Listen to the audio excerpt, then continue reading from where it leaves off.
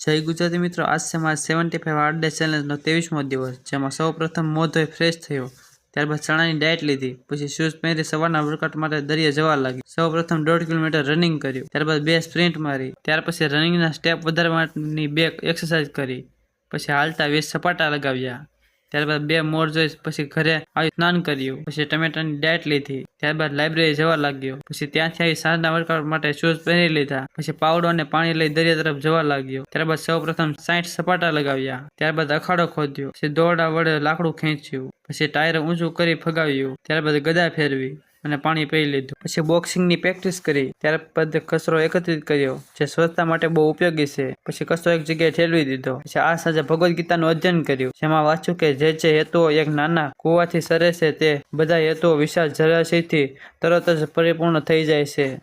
તે જ પ્રમાણે વેદોમાં રહેલા ઉદ્દેશ્ય જાણનાર માટે વેદોના સર્વ આશ્રયો સિદ્ધ થાય છે.